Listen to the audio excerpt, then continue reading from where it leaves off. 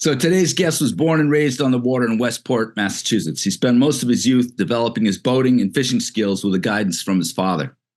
Throughout his life, surfing southern eastern Massachusetts and Rhode Island consumed most of his time away from fishing. After he graduated from the Chapman School of Seamanship, he pursued a life on the water. He's guided hundreds of clients over 13 years on charters in both Westport, Massachusetts, and the Florida Keys. In 2011, he again turned his passion into a business and started a custom rod company, informed by those years on the water. Since then, he's made hundreds of high-performing fly rods for both fresh and saltwater anglers fly and spin all over the world.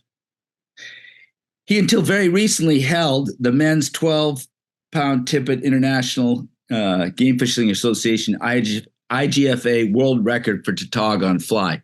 And we'll revisit that if it's not too painful. I guess that's currently held by Jackson Cantalmo. So I would like to welcome Chris Aubut of Aubut Rods to the Saltwater Edge podcast. Chris, how you doing?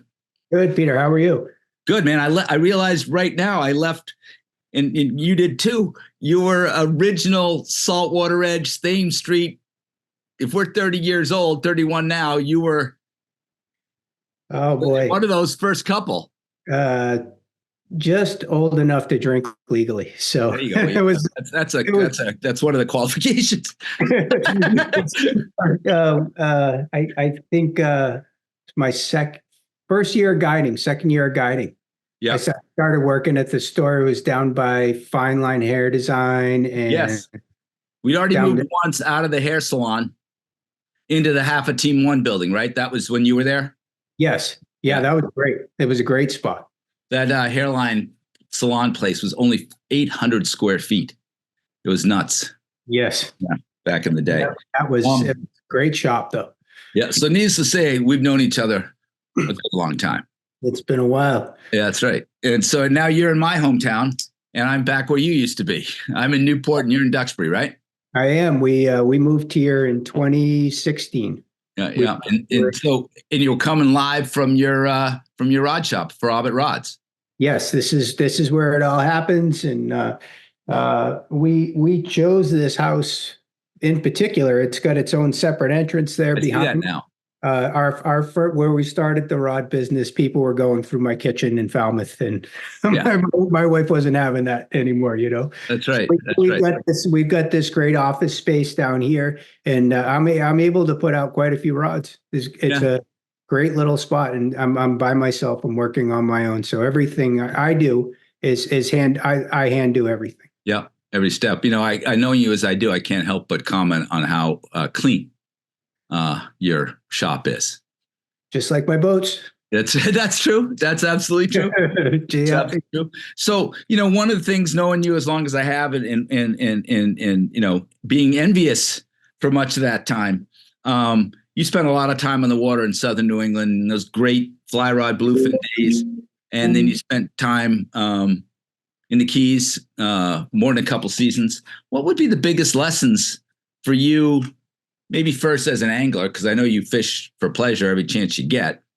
But what were some of your biggest lessons, takeaways? Because those are two, you know, not tough's the wrong word, but, you know, world-class fisheries. You don't just show up and. Need a second? I'm having some technical difficulties on my end here. You still look fabulous. Thank you. You must get that a lot, right?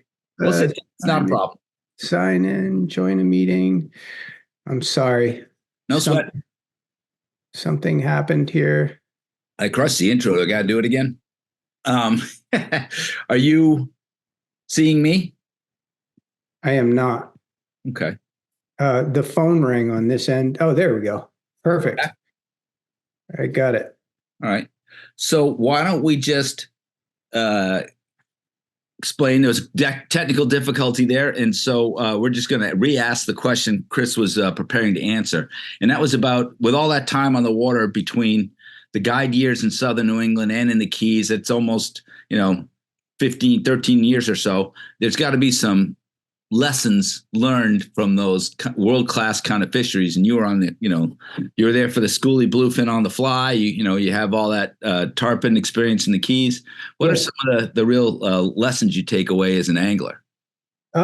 So I was fortunate. I was always surrounded by the A team.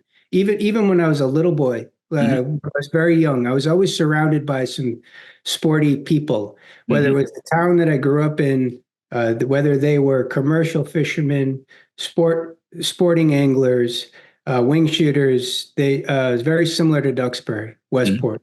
So a lot of people who have spent their careers were mostly on the water. So growing up, I was just surrounded. I was able to be a sponge wherever I went. And then when it came time to being a guide and I started working at the store, I was surrounded by the history of Rhode Island and its fly patterns and the fishery. So Bill Peabody and Kenny Abrams and it's just an amazing environment to be surrounded by. So I had a good base to work from, and there was some competitive fishing between some friends and I. So when the kids that I grew up with in town, we all had skiffs. Yeah. And at the end of the day, whoever caught the biggest fish was the winner, and then that turned into, well, whoever caught the biggest fish on a casting rod was the winner. And then it turned into a fly rod, and then it turned into a fly rod, as you know. This is pretty addictive. Yeah. Sure. So and even when I was down in the Keys, I worked at the Key Largo Anglers Club. I was surrounded by Andy Thompson and some captains on a boat in the Ocean Reef Club. It was double trouble. So I learned how to sailfish from those guys. Wow. And Andy is a tremendous flats guide in the lower Florida Keys, Biscayne Bay, and the Feather Beds and Elliott Key. So to be surrounded by those folks, I didn't have to say much. I could just listen and watch. Right. And in their own way, they were mentors to me, and I was able to carry that on to different places in my guiding. So I think that the takeaway from it is that I always had a way of just being able to zip it and try to be included the best way that I could. There's a plan, right? Yeah, two ears, one mouth. And it's a very competitive fishing environment. The folks down there are it's their livelihood, and it's also a stressful way to catch a fish. I'm not really aware of a harder way to catch a fish on a fishing rod than with a fly rod in clear water. Yeah. So it's frustrating for the guys down there to take someone from up here. We let's say we've been in Massachusetts for 6 months. We haven't been casting. We haven't been fishing. And then we step on a boat and we're asked to throw a fly 40 feet and feed a fish that doesn't typically want to eat your fly. Right. So it was just a great experience. And then to take what I learned from there and then implement that up here. It was so hard for 3 or 4 bites a day. Right. To come home and have 3 or 4 bites within the first 15 minutes of your fishing charter is such a relief to come home and show everyone a different type of fishery. But then to be challenged with what you can learn from those environments, it truly has made its way into a lot of the rods that we make here. Sure. Sure. I mean, that's kind of where I'm going, because I that deep experience in a couple of different fisheries I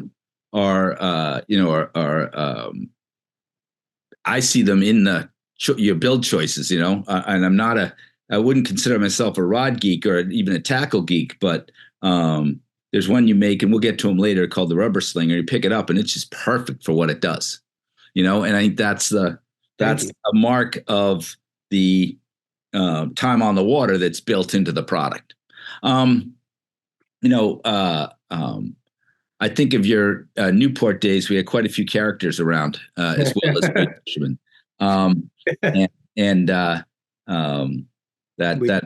Thames Street store was really something back in the day. And fishing was gangbusters back in the day, that the striper fishing, it isn't quite what it was, but I think you make the point about 3 or 4 bites in the beginning of your trip versus 3 or 4 bites all trip. You got it fundamentally out of the Westport River. You did some, chartering north and south of there, I know, but that Westport is a very unique fishery. You have that's giant 2 estuary system of the east and west branch. You have that outflow that's just dynamite, and then pretty easy access to the islands and the boulder fields. Well, there's boulder fields near you, but there's also the islands for a pretty easy get as well. Yeah, I think our first fishing trip together was on the south side of Cuttyhunk in somewhere around 1998. I don't know if you remember that, but you and I went. We were fishing willhead mullets. Oh, geez. And you told me we had a good day. Yeah. You met. Well, I remember one of our old stunts was I was a sales guy. You had a cancellation. We'd jump out there, have a good time, get into the back eddy, like when they opened, feast for an intense half hour, and then go about our day. It really felt like you were stealing, from in the sense of, it's so nice to be on the water on a nice day in a prime time, and when you didn't think you were going to be, it feels fortunate, and we go back to those times. I mean, there was that time with, I think it was about 2008 or so, because there's a cover photo of you on Sport Fishing Magazine, right, with a school bluefin on a fly rod. We're going to get to the tautog story, but can you tell us the bluefin fly rod story? So we had, I think it was 2004. Oh, earlier than I thought. Yeah, well, the photo was taken in 2004. I don't think it made it to the magazine until 2005. Wow. Yeah.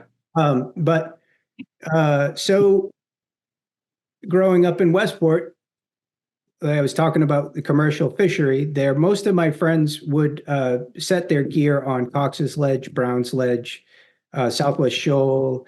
There's a body of water called the Claw. There's all kinds of shallow water places, 110 feet of water surrounded by 130 feet that the fish relate to, bait relate to, and then the fish find that and go looking for them.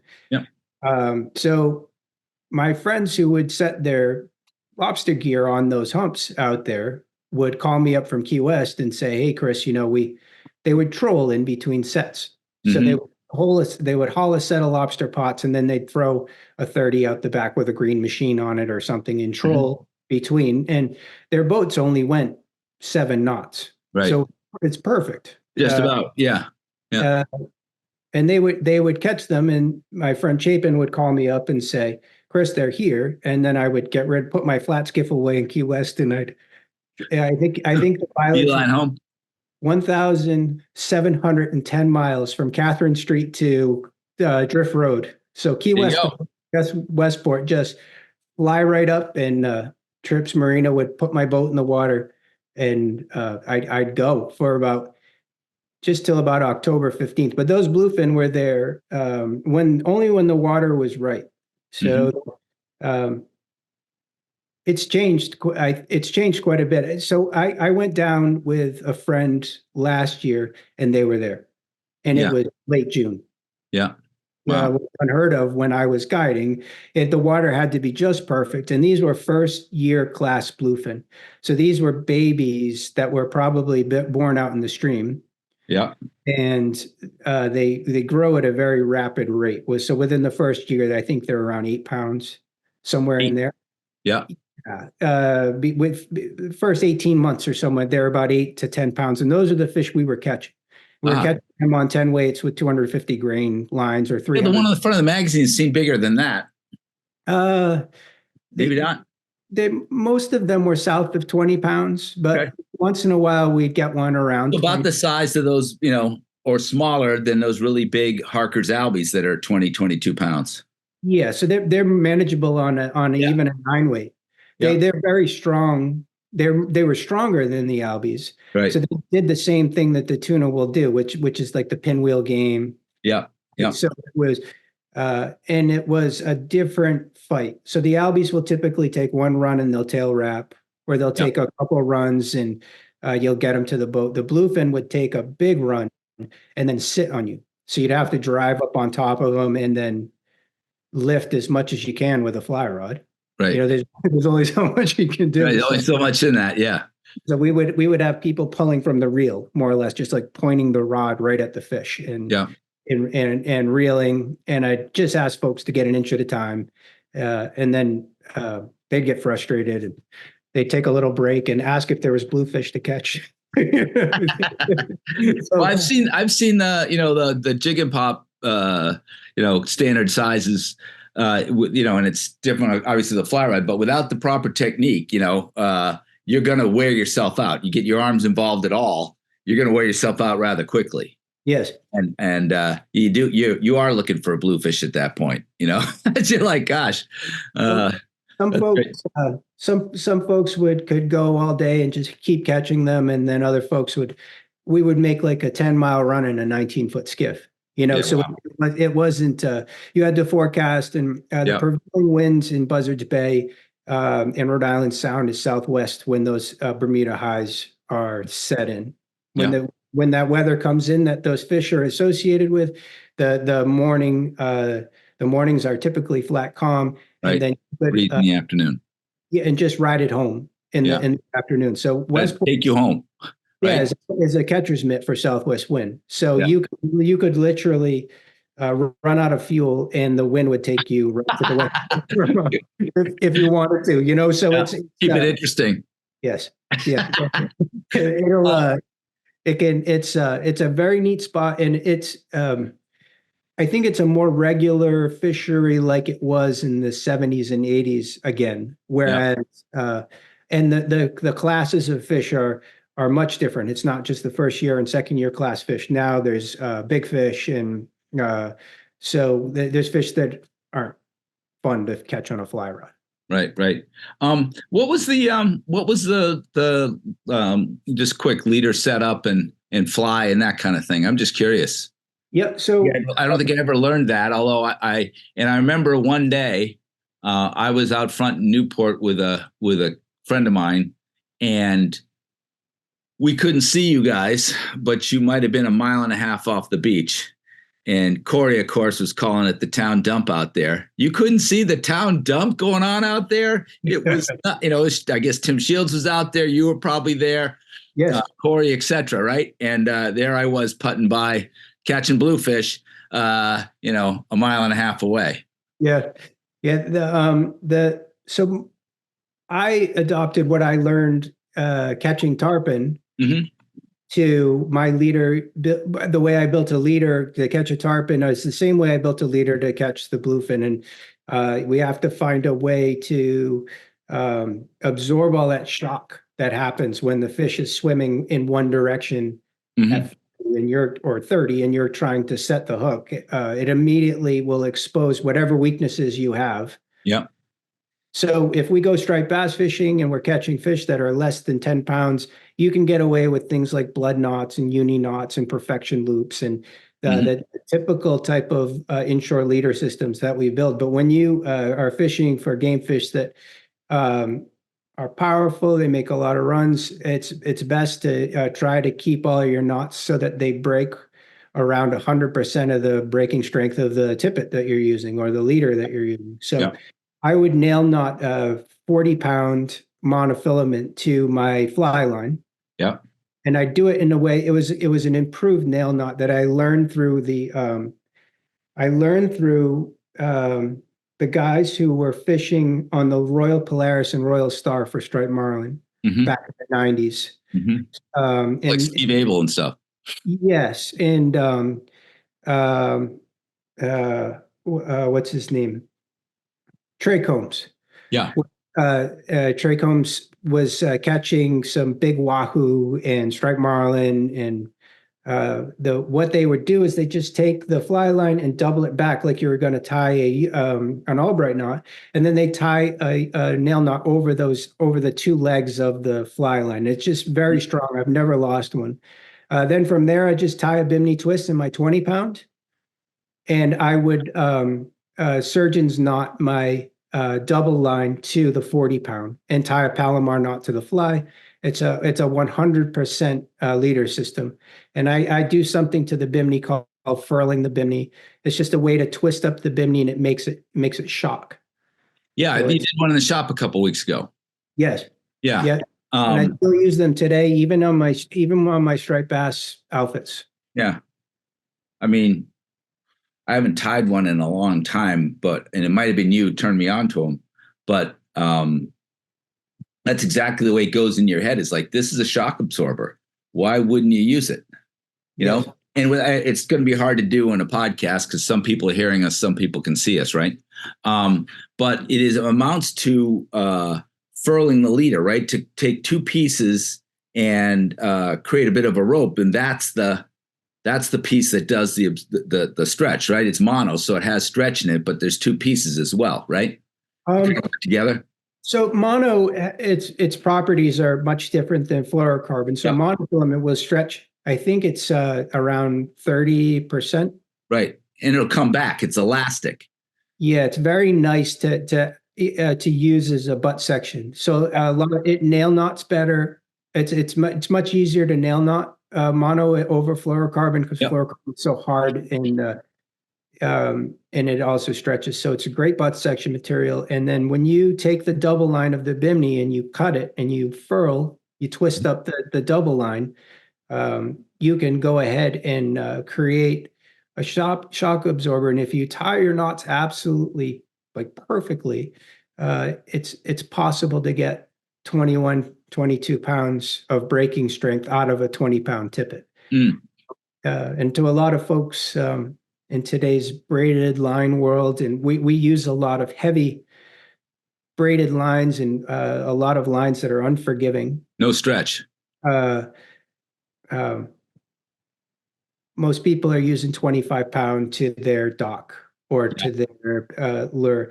In the fly fishing world, we can really get a lot out of 20-pound. We can pull on 20 much, much harder than what people actually think. So you can land some very large game fish on 20. You just have to be patient. And the other thing we run into here in New England is we're always so ready to shake off the fish we have on the hook to catch the next one. Right. If you fish in a way that's IGFA legal, you tend to enjoy the fish that you catch a little bit more. So a lot of times I'll fish 12-pound or 8-pound in the bay here in Duxbury. Yeah.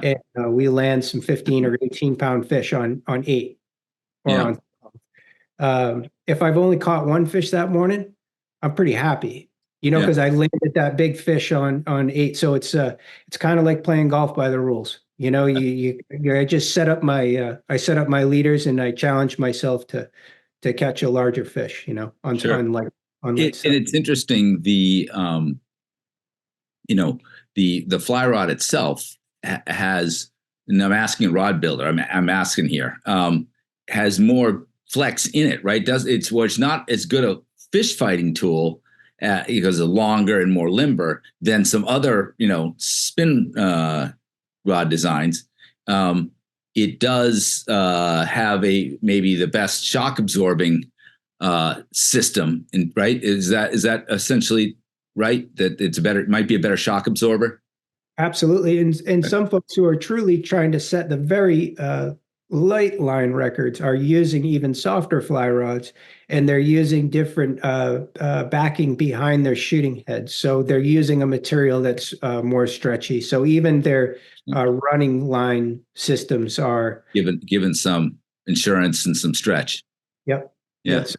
I never really got into it like that. I used to just rig IGFA legal because I enjoyed trying to be a traditional guide in the Keys. So just having my boat very clean, having my leaders pre-done, having everything just in a way that I guess someone would expect a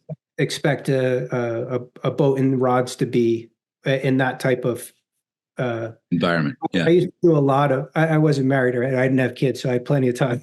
Yeah. That's the Iron Man method, right? Yeah, Don't get married, don't have kids. right. Yeah, so I had plenty of time to tie knots and Yeah, that's right. so That's now right. I'm trying to teach my sons how to tie knots so dad can be on Fish. the pointy end of the boat, you know. Yeah, yeah. So give me a little bit about the time in Key West. I know, because I know you were in Key Largo at Ocean Reef for a year or two, but you also spent some couple years in Key West itself. Yeah, do I recall that correctly? Yes, my good friend Travis Rowland and I went to Chapman School of Seamanship together. We shared surfing and fishing. It's And passions. yeah, Yeah, he's from Panama City in Florida, which is one of my favorite parts of Florida. It's beautiful. The Panhandle is gorgeous. yeah. I haven't And seen it yet. Want to? he after the planes hit the towers, Yeah. we remained friends after Chapman School. I think I got out of Chapman School around 1995 or so, somewhere in there. And we remained friends afterwards. After the planes hit the towers, uh, I decided to go to the Keys and Mm-hmm. enjoy life a little bit. And I had always gone down there. My dad had always got a guide in Island Marada when, he would drag me out of middle school when I Yeah. was a kid and like bring me to Logan and we'd go down and catch some bonefish. And so Hey, I always really had a love for the place. And my cousin still lives there. We have some family there, and uh, you know, it just Key West was it was a very nice fishery. Being like around Valentine's Day, sometimes even earlier. If you had the right weather conditions, some very big tarpon would come in out of the Gulf and lay up in the grass. mm, So while everyone else was still chasing barracuda and sharks up the Keys over the dark bottom because mhm. of the time, Warmer. we would have some of the first fish to come in from the Caribbean, there in the Keys. So when I was in Key Largo, I really enjoyed it, but it wasn't until my friend Travis invited me down that I truly started to appreciate the big permit that were there at the time, and the big tarpon that were there at the time. The tarpon aren't as challenging to hook. Permit are very challenging to hook, but so Travis kind of, after the planes hit the towers, he gave me a place to live until I got up and off my feet. Yeah. And I worked for a company called Almost There Charters. And my good friend Aaron Snell, his stepfather owned that company, and he gave me a 16-foot Hughes bonefisher to kind of just tear around and There you go. like have at it, kid. And Aaron had just gotten back from Midway Atoll, and he was fishing all those GTs Mhm. when Midway was open. I think Yeah. Jeff Smith was running that whole program back then. You remember Jeff? What's that name? Jeff Smith he was out Oh yeah, in the Outer Cape guy. yes. So Yeah. he was running a program, and he actually invited me to go to Midway, and I just couldn't at the time. I was working a sales job. I was selling process equipment to high shear mixing equipment for like DevCon for epoxy and like for Yeah. emulsions to Gillette. And when the planes hit the towers, my sales job went away Ah. Wow. because I was selling directly to manufacturing. Yeah. So in the summertime, I was guiding, and in the wintertime, I was trying to develop a sales job where I could make some money, Do it for 9 months or 8 months and still guide. Yeah. and but be able to maintain both of them. Yeah. Also, Yeah. uh, and when the planes hit the towers, I was 100% commission. I said, I'm going to go and visit Travis, and he took really good care of me, gave me a place to live. My friend Aaron and his stepdad, they got me up and off of my feet, and I did really well. And it wasn't long until another good friend, his name is Ernie Maynard. Ernie invited me to run his Hells Bay Marquesa out of the Saltwater Angler, and Mm. I worked for them for right through about the mortgage crisis. Yeah. And then once the mortgage crisis came, people's willingness to spend kind of went away. So we still had the people who were strong financially. Yeah. We still had those customers coming, but we had 4 boats to support. So we had 3 flats boats and a 28-foot center console. Yeah. So when you all of a sudden lose your fathers and sons who can afford 1 trip a year, Right. all of every single trip adds up. Like you really need to keep those boats going every day, sometimes twice a day.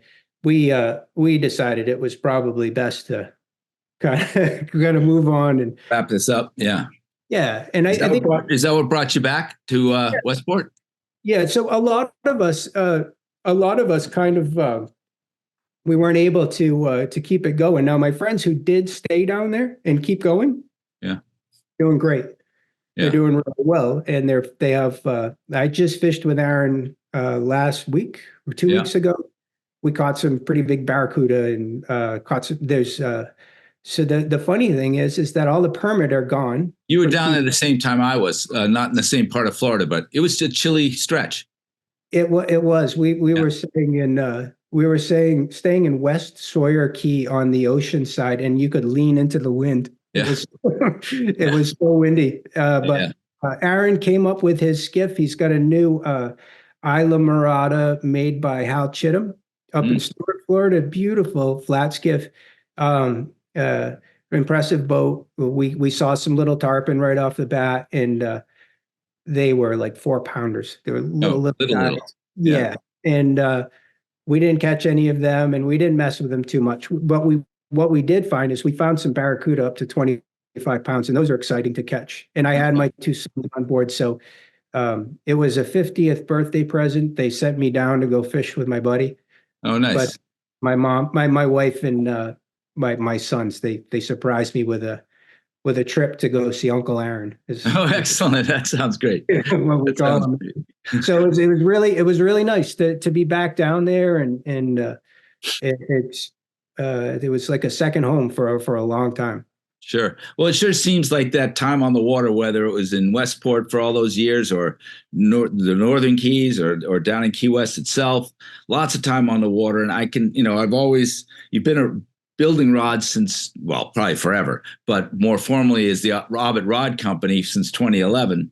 And, as I said earlier, I think you have some, really purpose-built rods. And I know they're informed by that time you spent here locally or down in the Keys. I want to talk about a couple of the rods that I'm familiar with, and then maybe let you describe design choices going in, because I think the listener can benefit from understanding attributes and design choices as it relates to what they're trying to do. So they can maybe in their own mind say, these are the, because when someone comes into the saltwater edge, our first question is they want to ride. Like, well, so where are you going to fish? You're trying to solve the problem that they spend, 70% of their time doing. There might be some specialty needs, and some of your rods might be particularly that way. I mean, I think of that Albie slinger. I use it all the time. I'm throwing soft plastics, right? But the angler probably has some ideas in their head, but they don't understand how stiffness, soft tip, strong butt, grips, guide locations, things like that all factor into performance. And if there's a reasonably simple way to go through it, I'd throw out a couple of scenarios that are common, and maybe you can talk about the design attributes that went into your version. Does that make sense? Yeah, for sure. Okay. And then if I'm have a big miss, because I want you to fill in a blank for me, you know what I mean? So I'd start with that rubber slinger. It throws, the rating is a half to 1. What is it? I think it's 7.2. What is it? I didn't write it down. So its original length was 8 foot, and at 8 feet, being a one piece, they don't allow you to ship those now without there being a. Well, that's 7.9, isn't it? So the new one is now 7.10 because that allows me to ship. Yep. And length gets you distance, right? Is that the logic of that, or is that naive? No, well, there's a whole bunch that goes into it. So it has. So if we think about our surf rod anglers, like the anglers who truly like to impart action on a lure, they'll typically grab a Lamaglass. Mm-hmm. So the Lamaglass just has a nice whippy action to it that allows the angler to really make their darters or their different types of surf lures that the very good anglers truly know how to use the rod to make the lure do what it's kind of designed to do. Yeah. And the soft plastic, you can just reel it across the surface if you want to, but if you have a nice rod that has a little bit slower action, the length doesn't hurt because it gives you some more casting distance, but it also allows you to impart action to get that feeding response from the fish when they're albies on or anchovy, right? Albies on chovies, they're terrible. They can be really challenging to get them to eat, but you can get them to eat a full-size fish snacks or a hoagie or with that rod, you ordinarily might not get a bite. So and that length you said helps with distance, but how does it help with the presentation? Does it? I mean, is that what I heard you say? Is that it helps you impart action as well? Length?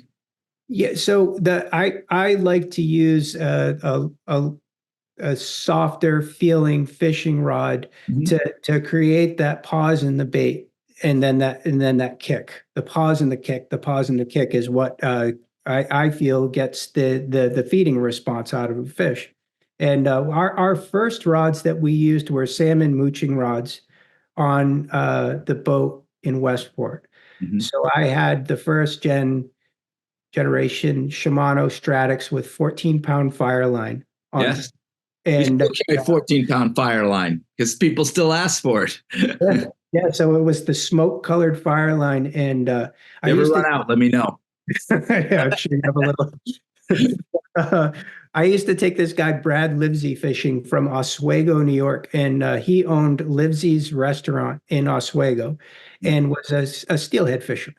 So, but he loved to catch striped bass, and he would come down and fish with me out of Westport and bring me a cooler full of Livesey's hot dogs with Coney Island sauce on it all the time. But he would bring his 2-piece 9'6" salmon mooching rod, and he loved to catch albies. And he would bring this rod with him, and he was out casting everyone, and he was out catching everyone. So when it came time for me to add some rods to the boat, I found some G. Loomis Surf Series rods that I cut the butts off of, and was able to, at the time, they were very fast action, so fast action that they were brittle and they would break, so that's kind of where the rubber slinger came from, is from Brad Livesey on the boat in Westport. And then I was with Andy Little over at the Powderhorn when the Powderhorn was still in existence, and was selling our AB6Y12 or something like that. It's a 6 to 12 pound class a bonito rod that I was making.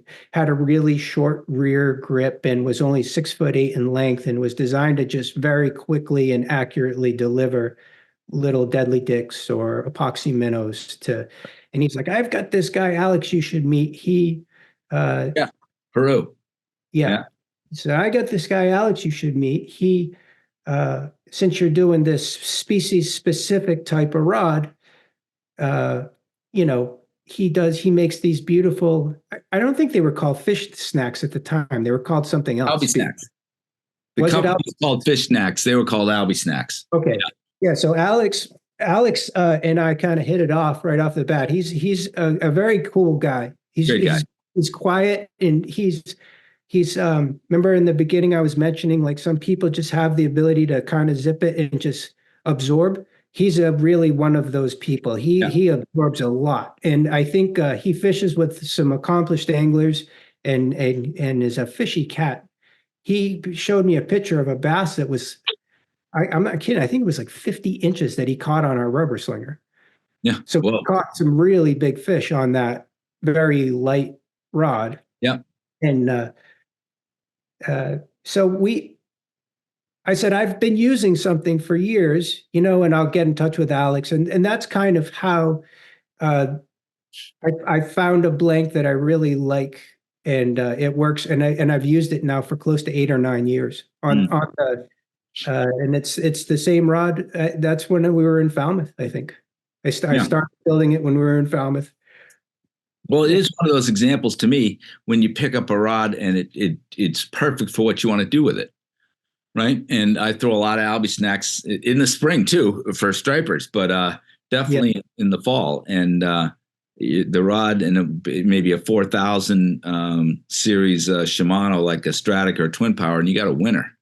But again, I think it reflects the time on the water. It's kind of what got you there. But the design attributes I heard was length, and then a tip softness that lets you get that kick you want, right? And then how do you balance length with where you put the grip and all that? There's an equation there, right? Or is that a hand feel? So a lot of it is feel, and then sometimes I counterbalance. So if someone really wants like an extra long rear grip, I'll put lead in the butt of the rod, and then they do also make counterbalancing systems that you can purchase and glue in. But most of it is you need to have the reel that you intend to fish loaded with line, because the line does weigh something. Yeah. And then you need to put it on the rod and dry fit everything before you decide to glue it up.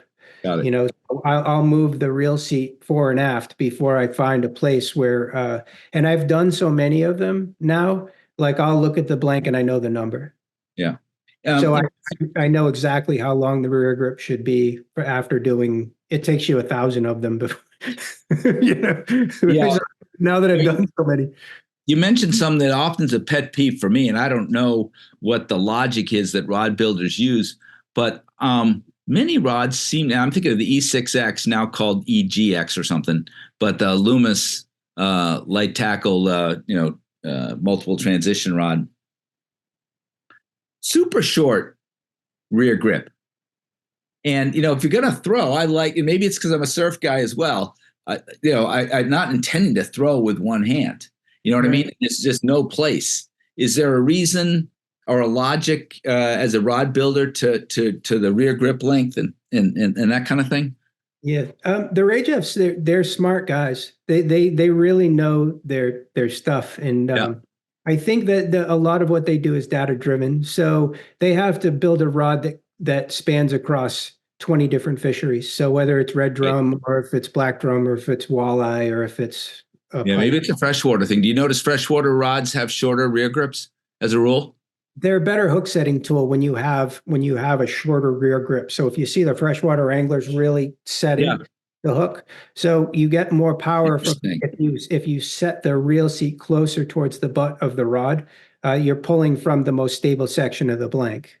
So, but what you have is an unbalanced kind of thing. So I tend to make the grips on a lot of the rods so that if you're holding the reel, the butt of the rod ends up somewhere around your elbow. Yeah. And that's just a really comfortable feel for me. And it always was for a lot of you fight like this sometimes too. If you're taking a rest, you might put the butt against your forearm. Yeah. Just yes. And I think feel wise for me, aesthetics, balance, a little bit of everything goes into what I'm doing. If it's a little off balance, but aesthetically it looks really good, I might tend to go that way on some of the builds, depending on whether I'm using single foot guides or double foot guides. Double foot guides are heavier, so I'm able to do less with those than I am with single foot guides. Mm-hmm. The rods just balance out a little bit differently. Yeah. One of the other rods I want to talk about, because I see lots of people come in and say, they're looking for a dock rod. And, you have one that's 7'9" rated 15 to 40. And I wanted to hear a little bit about the design choices that go into that, from being somebody who, back in the day, you were throwing that dock around when only a handful of people knew about it. You were throwing it around the Elizabeth Islands. So I was sworn to secrecy by you guys. That's exactly right. But those obligations are no longer enforced. But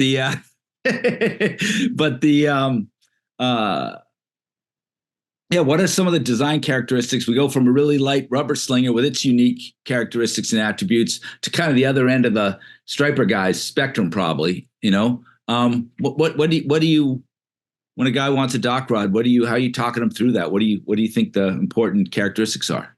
So a lot of that build comes from my experience with cobia and tarpon. Ah, interesting. If you're fishing big plugs like that, like Mhm. you need a lot of stick to even get those big treble hooks to penetrate. You need a lot of stick to be able to move all of that line in the water, to get to the lure, to pull that lure that's inside of a fish's mouth and drive the hook into their face. Yeah.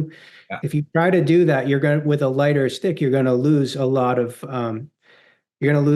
fish. Maybe not get a hook set or get a mediocre one that you lose later. How does that go down in your experience? You just need a lot of, for lack of a better term, you need a rod with a lot of stones to drive home the hooks in a 9-inch dock. Yeah. You just need a lot of rod to move that lure in the water enough to set the hook. And we found that out with tarpon.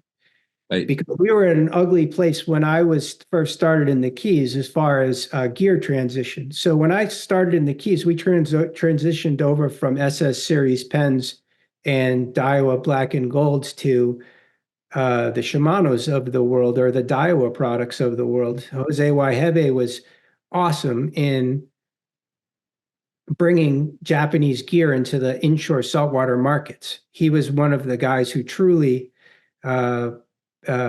befriended the folks at Shimano and brought their products into the country. Yeah.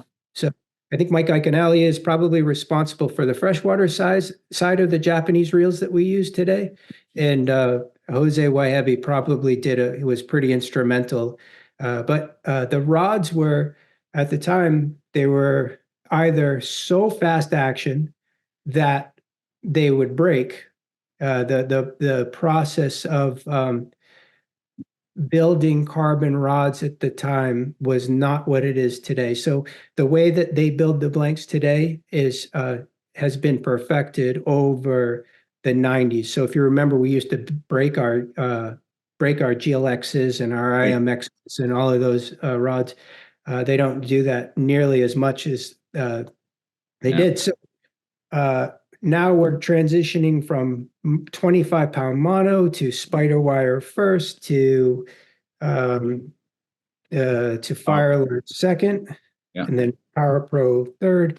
You had these very brittle rods with reels that had very good startup inertia, meaning that the drag would start up smoothly enough that you weren't breaking hooks, or that you weren't opening hooks or breaking leader systems, but the rods would blow up. So then you tried to switch over to like a Seeker glass type of rod, and they're just noodle-like. And we're using... They traded off the quote stones to reduce breakability, but you lost in hook set. Yeah, but you had a nice soft fishing rod that if you did get the hook home, you could land a lot of fish, you know? Sure. Good point. So now what with the dock rod is kind of a combination of the two. It's the butt section through the belly of that rod is very stable, and it has a softer tip. So when you can set the hook, but then once the fish starts running, the rod will give you some forgiveness, which allows the startup inertia, which allows the drag to run. Yeah. You know, whereas if you use a very stable rod, you break leaders, you open up hooks, and these are the only way you could learn this stuff is by having your customer from Wisconsin who wants to catch a tarpon, and he's got one morning to get it done. Yeah. You know, and when you don't catch him his fish because of something you could have changed about your gear, it's really helpful when you're a rod builder 10 years later. Right. So just a lot of those little experiences go into the rods that we make. You know, I was just realizing as we've talked about a couple different factors, because I was thinking of more simplistically, there's the casting of the dock, which can be a pain in the ass, right? There's the imparting of the action, as you pointed out with the soft plastics, why you build the tip the way you do. Mhm. That's part of the dock. I watch Earl and Robbie, two mutual friends of ours, and they get a nice long glide out of each. It's a timing thing. It's a sag in the line, all of it. I mean, understand Robbie doesn't even use a TA clip because he doesn't want any weight on the nose of that thing. Awesome. Unnecessary weight. Huh? Yeah, he's awesome. Yeah, we agree. But then there's also, and I was completely skipping this idea, is the rod attributes you need to set the hook, let alone the attributes you need that might be different to fight the fish. There's four different things there that you gotta give and take on, right? That's basically the gig, right? Give and take. I changed my thought process from when it's larger fish and smaller fish. So when I think of a dock rod, I'm thinking just strictly 30-pound plus fish. Yep. So that rod, you can fish anywhere between 40 and 65-pound braid, or 30 and 65-pound braid if you want to. Mm-hmm. The rod has caught tarpon over 140 pounds. So it sunk the hook, as well, right? They have to do that before you can land it. Yeah. Yeah, so it does very well with a lot of things, and I reduced the guide train, meaning I reduced the size of the guides for swing weight, so the rod is comfortable fishing it for 5 hours. So it's still very strong. You can fish advanced all 200. Absolutely, something I experienced in my past with my dock rod. It's exhausting. So I think you'll find that these are more forgiving. So that's something that I tried to do. I spent about 3 years messing around, trying to figure out something before I finally said, here's what we're gonna call our dock rod. Yeah, because there's some folks who have some experience doing it, and they're good at it, like Robbie and Rhode. So before I put something out there, I wanted to make sure that I felt comfortable with it, and I just find it to be a very forgiving rod that in the right hands you could catch a very large fish if you needed to, and it doesn't have the weight of all of the newer rods have these 3K weaves or 1K weave carbon weaves on like the Daiwa or the Shimano. Can't remember the name of the series. Paramar XX. Yeah, they have those beautiful. And they ask it's like spiral wrap or something they call it. Yeah, they have so many names. It's basically 3K weave carbon, and it's very nice, and it's durable impact resistance wise. It makes the blanks very strong, but it's heavy as a stone, and it feels dumb in your hand compared to like a beautiful hybrid blank. So the blank that we use with the dock is a hybrid of carbon and glass. So it just makes it tremendously strong, and we messed with everything, including rear grip length. We do like the fact, so a plug like a dock will tumble when you cast. That's what the pain in the ass of casting it. Yeah, exactly. And some of the surf rod anglers will tell you that they enjoy fishing. Once again, we'll go back to Lama glass. They enjoy fishing a slower action, slow loading blank because you'll reduce the amount of tumbling that you get on that plug. And that's one of the other things that's nice about. Not only does the rod allow the drag to start up without a tremendous amount of shock, it also slows down a little bit so you can make these nice, beautiful casts with the extra. What is it about the slower bank that makes the cast better? I just see the shitty pour. It's my podcast, I'll swear. I just see the shitty cast. It's tumbling out there, and I watch these other guys, and they're throwing some missiles. I think there might be. I think there might be some people who are better qualified to answer maybe Frank. People are better casters, and I'd agree with that too. I think people like Frank, who you had on the podcast last week, could probably answer your question better than I could. I just know that it's a problem, and that I try to address it with the builds. And I have some history building some rods for the canal over here, and the folks used to ask me to try to maximize the distance, like how much distance can I get out of this 1506 from Century? So I would build the rod specifically. I think I built that one at like 11'3" with a 9 guide train, and we put the first guide at 31 inches away from the reel, which is a little bit longer than typically what I like. And we did all kinds of crazy things, but ultimately we were able to get that rod to get the most out of it that we could possibly get out of it. And that's kind of a lot of what we try to do here for folks. Sure. So if someone was going to approach a custom rod builder using you as a fine example, how does that go? I mean, you might identify that might not be one of the rods we've already described, but they've got a place that they fish. And how does that discussion go? Let's just assume we're going to do a light tackle guy doing a spin rod, and maybe he fishes, here, Newport or Elizabeth or something, or Falmouth. So everything is so electronic now. There's a portion of the FaceTime that I miss. So I used to have a lot of people over here to the shop, and we would have FaceTime, and we would communicate about some of the problems that people were having, and we would address them and build them out a nice rod. Now, most of the time I get instant messages from people on Instagram, just telling me what they want. So there's a portion of that relationship that's kind of disappeared. I think a lot of builders would agree with me. Yeah. It's a nice part of it. That's kind of why I enjoy spending time with a lot of like-minded people. Mm-hmm. No, because like I said, these the idea that you gave me an explanation of why my dock tumbles and his doesn't. I mean, it's in the. There's so many rod options out there that it's overwhelming to the individual, right? But I've learned as well, there's so much pleasure that can come from the right tool for the job that you got to go to a guy like you.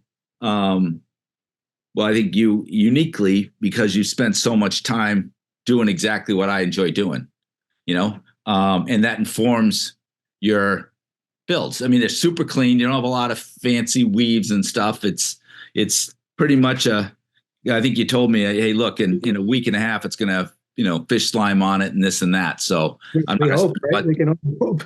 We can only hope. Yes. Done right. Yeah. Good one. Good one. We make a guide's rod.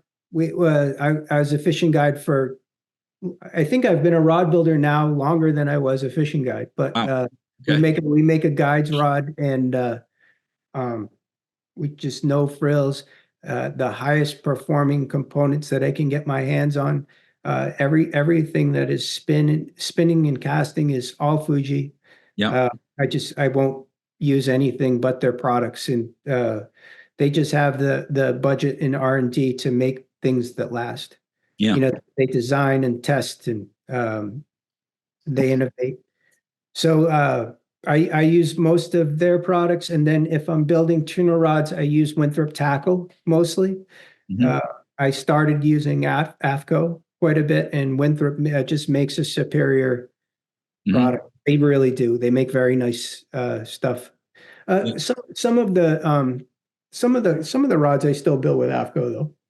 So you do some tuna stuff as well. I mean, so I know you do fly. I know you do a whole gamut of spin. It's all on your website at Aubut Rods, I'm sure. But I was just hadn't really thought even about the tuna part of it.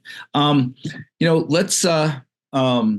I guess I got a couple things I would like to know about your former IGFA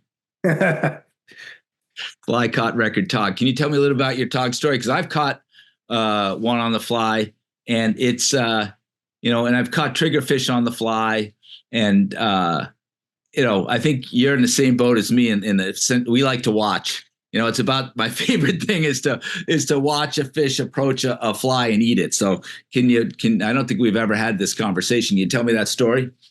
So whenever I have the opportunity to fish, and if it's a good, bright, sunny day, I'll go looking for a sight fishery over even albies or other things. I just enjoy. I feel like it's the hardest way to catch a fish. Yeah. That I don't know of a harder way to catch a fish, so I find it to be rewarding. And so if the conditions present, change of plans, this is what we're doing.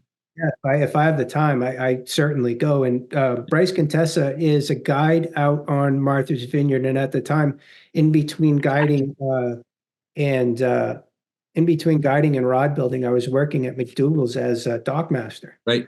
Remember now. And Bryce had a day off, and a friend of mine, Dave, said, "Hey, let's go up and fish with Bryce." And I said, "That's a fantastic idea." So he came over to Eel Pond, picked us up, and we fished the north side of the Elizabeth Islands.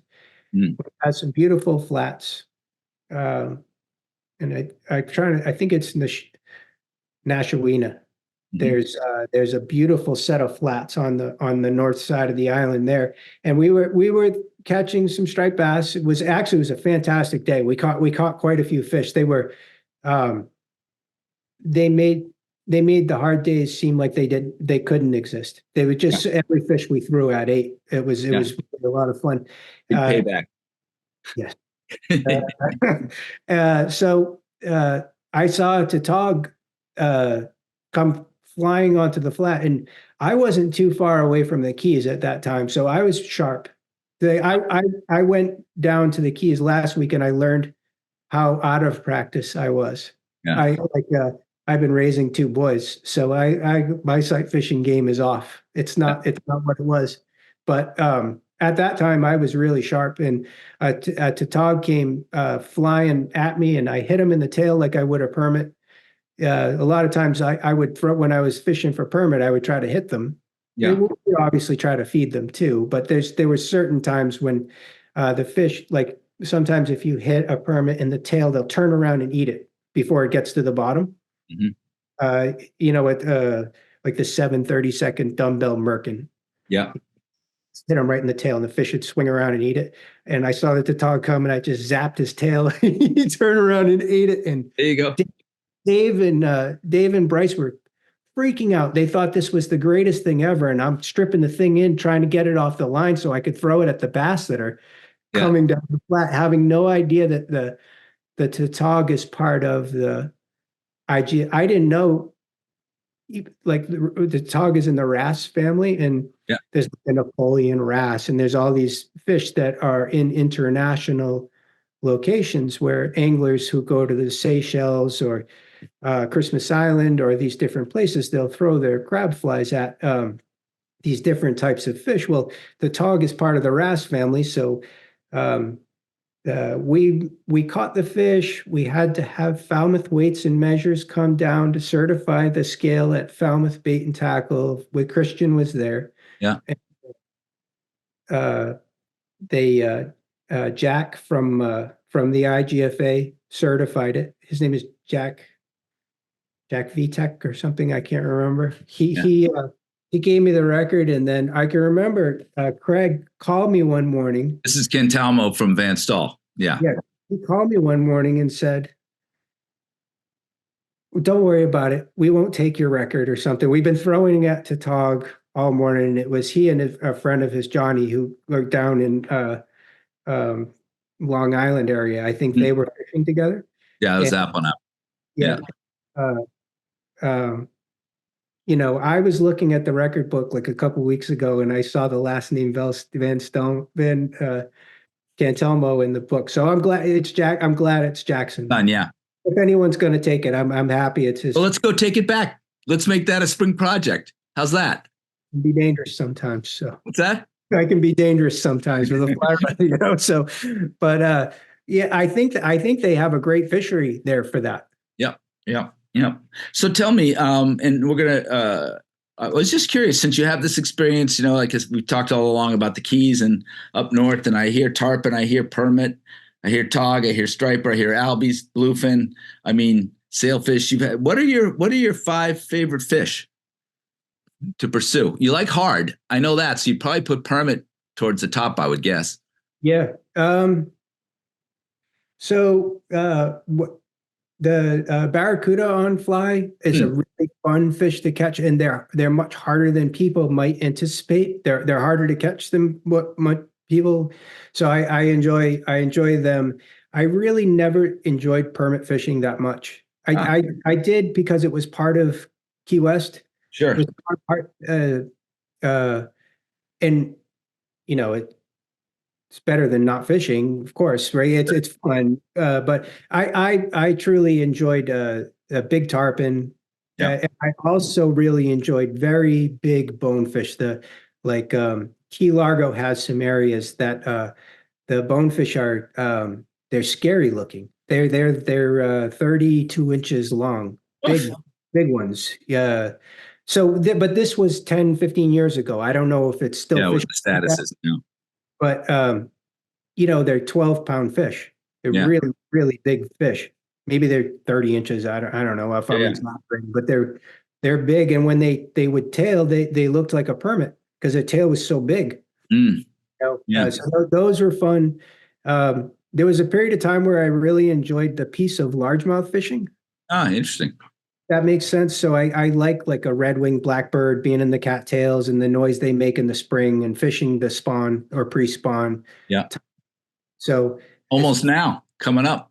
yeah. So Yeah. I just enjoyed the piece of that because sometimes I would come back from the Keys and you'd have like these jet ski tours go by you and it would seem to never end. There would be a mile-long stream Yeah. of Wow. music. Uh, and people are having fun on the skis. You can't fault them. It's cool. Right. But boy, it just takes away from the I think we all go fishing to kind of maybe escape the Right. stuff. So we like the quiet and the peace. So I always enjoyed I think about that with my dad when I was a kid. Sure. Yeah. The those barracuda, I've caught little ones, but I had a log, just fire up and chase. And you're doing your two-hand albie strip and the thing is honking along and it just doesn't come in. Right. Yeah, you run out of You're room. not going in the tip, Any suggestions? So It was one of those green, Kakutos, it was had two hooks and wire leader, and it wasn't a tube, but I cast, on fly, and I got it going. I got it jacked up, but it just didn't close. yeah, so fly tying has changed a lot in the time between when I was there and now. So the Mhm. guys have been coming up with some patterns that work really well. I think there was a thing called the Cuda Bowl a few weeks Yeah, ago, and Dustin Huff won it with his customer, and they won it with like a 48-inch fish or something like that, a really big, big, big fish. yeah, And you know, uh, I liken it. I think about the barracuda a lot like the tarpon.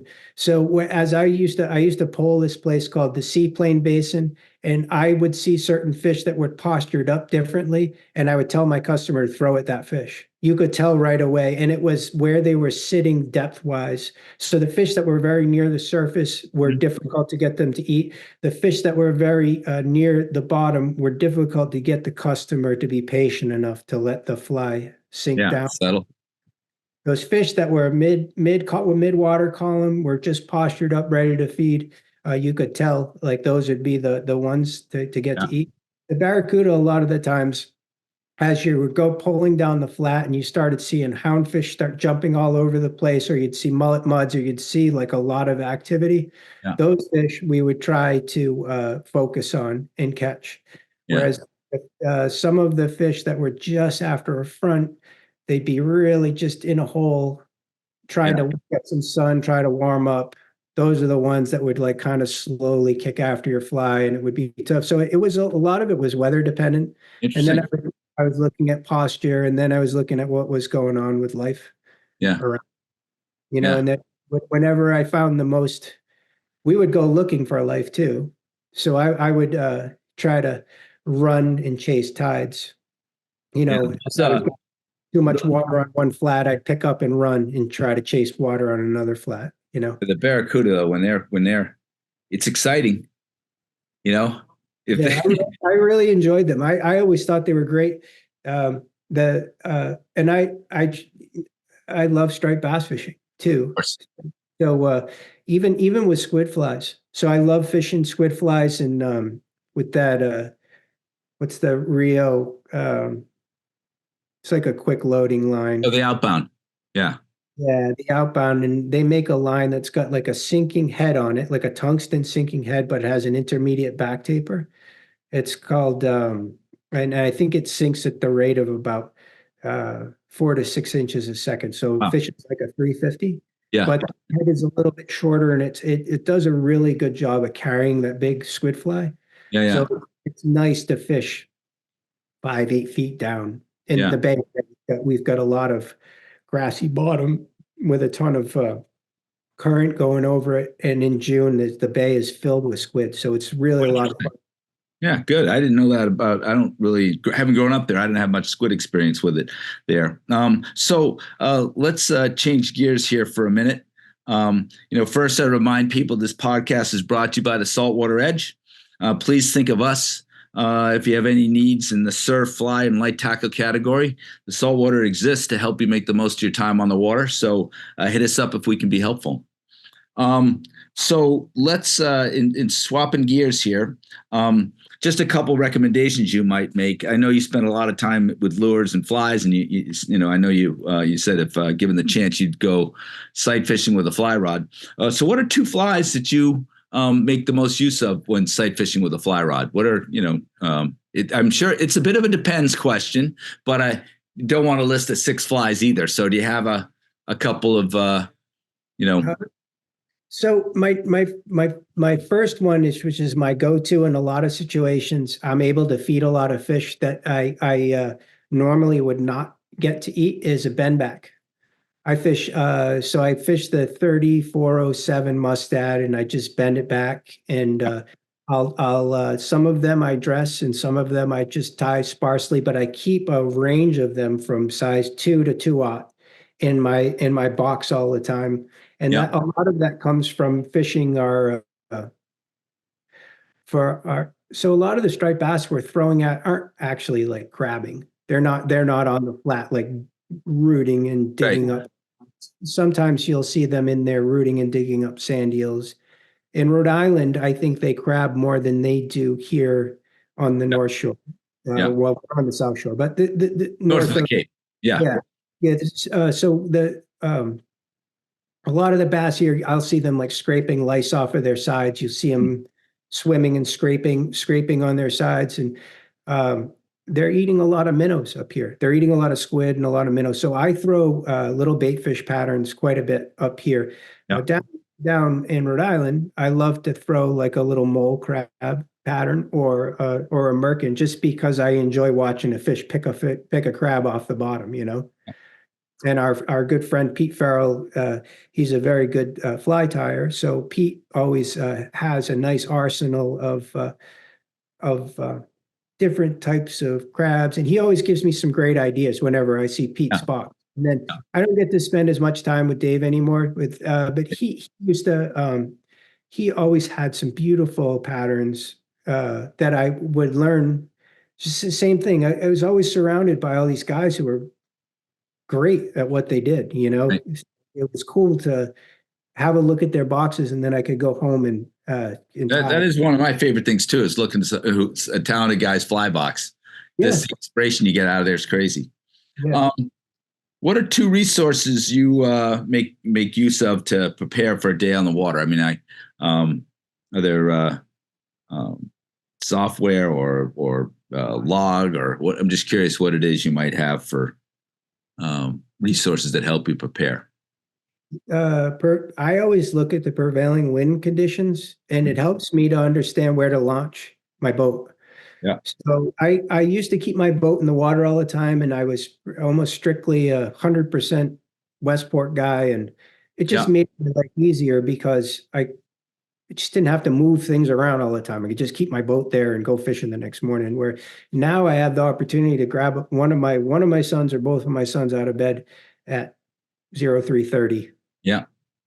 To their mother's, their mom fights me about sleep all the time, but I keep telling them that the summer's a short time. Right. They Yeah, need to get on. And then we'll just launch anywhere, depending on prevailing wind conditions. So I know that in a northwest wind, Westport will fish. In a northwest wind, it's like the kiss of death up here on the South Shore. It just doesn't fish that well. It really, and so I'll drive the hour and I'll go launch in Westport and go fish in the marshes down there, or Sure.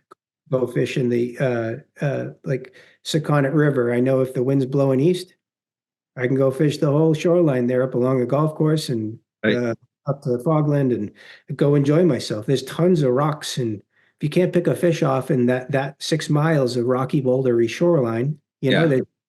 there's uh, it's just so many opportunities there. Right. I'm Same. thinking. I'm thinking this year more particularly about what you just described. Where on what wind, and be more flexible versus go and then sort it out on the water. I mean, my boat's in the water, but I think more of my surf casting, my wading that I do really that maybe and only a couple, but winds this way, like you just said, I'm going to Westport. I'll take the time to get it right. I've never really done that, and I think it's not the next step for me, but it would certainly put me in better positions more frequently if I did. Yeah, I think it's the best way to maximize your time on the water. And then I want to say for like a newer angler or a younger angler, it's better to put on the blinders and use your creativity. That's what we were forced to do when we were younger, or our generation, right? Like of anglers, we were just forced to be creative. We could go to the store and look at the different lures that appealed to us and go out there and give them a try and go. If you look on the chart, or you look on of your local water, and there's a place you want to go try, instead of reading about all the different opinions that are out there, to really just go and experience it yourself and learn from each and every experience on the water. I remember our first fishing trip together. Yeah, yeah. Yeah. Right. That's amazing. Yeah, I remember lots of fun. I remember some good fish, but I remember a lot of belly laughs. Yeah, yeah. It's like it's the best thing. And I want to say everyone overcomplicates it now. It's just about just enjoying yourself with a good friend, or Yeah, yeah. it's Or such your a kids, right? yeah, Yeah, it's such a healthy thing to do. And you lose track of that when it becomes your job. So sure. when you're out there being a fishing guide, it's really hard to remember that you're doing this because you love it, Right. and it's because it's like what you enjoy doing, as opposed to, you know, always having the big fish mindset. I got to catch the biggest fish. I got to catch the biggest fish, or I got to catch the most fish. And I just realized, like, that's so short. Like, you get out on the water, and before you know it, it's time to turn around and come home. Yeah, yeah. I've really tried to, as I've gotten older, just to enjoy it, and then maximize my time by giving what the weather will allow us to do. Yeah, yeah. It sounded like you pivoted on your Florida Keys trip to the Barracuda, given the weather.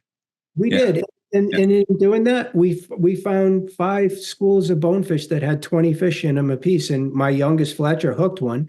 Oh, And all day long, he was saying, "I want to catch a shark." So out of nowhere, yes, he did.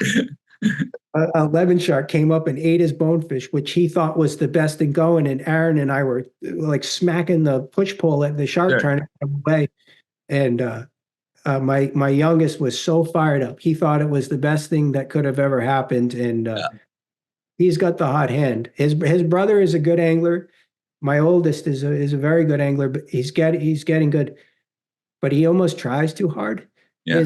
His little brother is just like checking out the birds, like just checking out the crabs on the bottom, and he'll pick up a rod and zap a fish.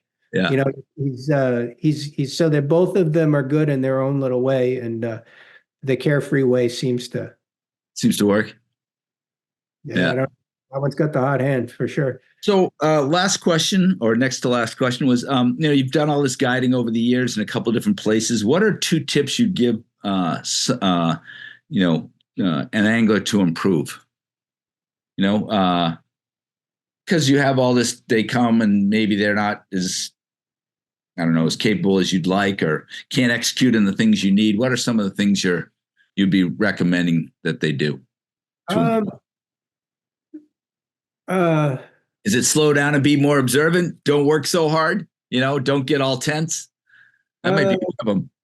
it's so hard to have expectations of people in those exciting situations, right? Yeah. So um, we uh, you only get good at those situations when you've experienced them one after another, and they're there and available to you whenever you kind of Yeah. want Yeah. to do it. Because otherwise, it's all you create so much anticipation going to the trip. But I think one of the things that I used to mention to the guys before they would come see me in Westport, or before they would, is that we have a very short time together, and you have to treat every opportunity as if it were your last. So if you truly want to catch that fish, you need to feed him. Or her, or you Yeah. need, see it when the situation presents itself, you have to be there. And there's some people who are very, very good at that. Yeah. Like and regardless of how much experience they are, I've seen people get on my boat and they just are shots. They very, very good at not missing an opportunity. And then there's others who truly have to work at it. And I think it's more of your mindset. You're there to uh, it's all what you want to make of it. If you're Yeah, there, I would share this. For me, that I think that echoes something that I've experienced. I'm best maybe when I see the fish, striper, bonefish, whatever, get a second to take a breath, collect yourself, and then do what you've done a bunch. You know what I mean? It's yes. when you're like when you bring it's easy to put pressure on yourself, and you have to just take a breath and then do what you know how to do. Now, if you don't know how to do it because you haven't practiced enough or something like that, that would be a different way to improve, right? Would be to practice. Yeah. All right. Yeah. Good stuff, man. I do have one last question that wasn't in your Uh-oh. pre-packaged thing. I do. Yeah. Nope. You've got one day left. Where are you going to fish and what for?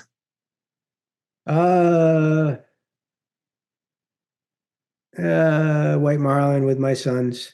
Wow. I didn't see that one coming. I did anticipate the Suns. Yeah. White marlin. Yeah. And would that be Florida? Would that be here? Where would you do that?